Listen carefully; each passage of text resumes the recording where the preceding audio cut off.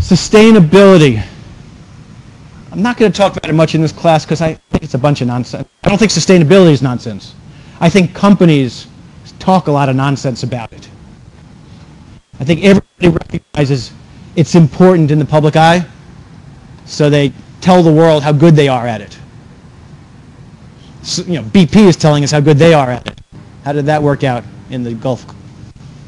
So take it with a grain of salt.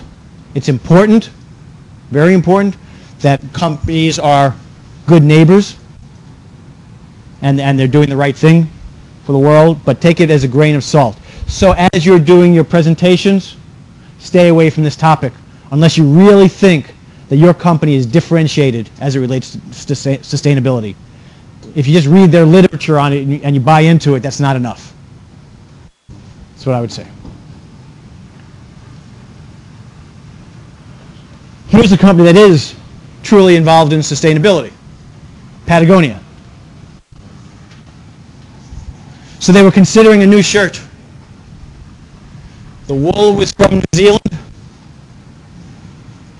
It was processed. It traveled to Japan where the wool was processed. It was sent to Los Angeles where it was sewn into the shirt. It was then sent to Reno for packaging and then distributed back around the world. They figured out that that shirt traveled 16,000 miles on average to get completed, caused 47 pounds of carbon to be emitted, generated 9 ounces of waste for a 7-ounce shirt,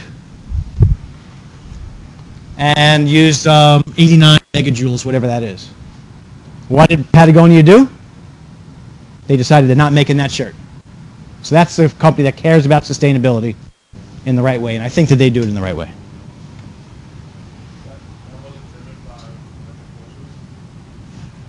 Ultimately, the decision not to make it was driven by their view of where they are as a company in the world.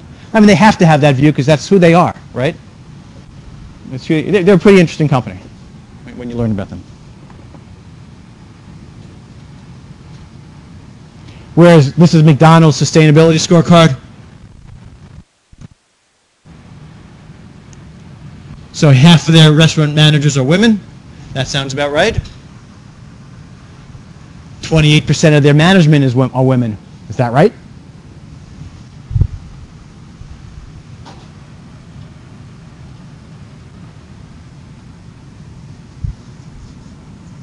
So this was their sustainability scorecard.